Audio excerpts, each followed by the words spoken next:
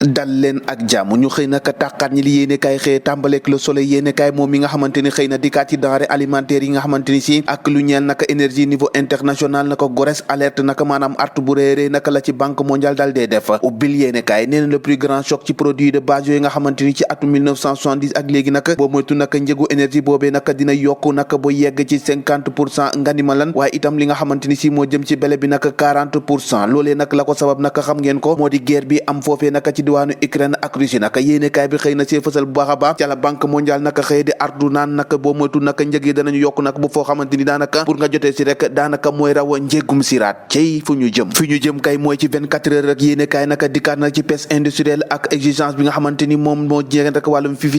fiti naka le Sénégal naka ci ab univers boo xamante ni daanaka naka ab gàllu góose lëndëm tarus la def naka yéenekaay bi naka ONG bi nga xamante ni si moo jëm rek ci Greenpeace moo ngi sàkku rek ñu daal di publier liste yi nga xamante ni moo ñeel bateau yu mag yi nappee ci gaaxu Sénégal naka te nappee naka nu leen neexee waaye itam di yóbbu koom-koom bi nga xamante ni mooy soqeekoo ci géej googi naka yéenekaay bi nag ci jamono ji ne Sénégal naka ci ab lëndëm guus la nekk naka ministre bi yollu wàllum pes gi naka napp gi moo ngi ci yéenekaay bi ak Macky Sall ñoom ñëpp nag koo ci gis naka moo ngën a cinkam naka fi fësal rek di daange ak njàqare bi nga xamante ni ak la ko ëlëm naka ci wàllum napp googi yéenekaay bi di 24 heures moo ko xëy fësal l'observateur xëy fësal leneen ci élection législative yi atum 2022 Karim Wade naka le retour génial la ko tubbee ndax candidature am naka ci élection législative ak stratégie yi ngi daal dee teg rek ngir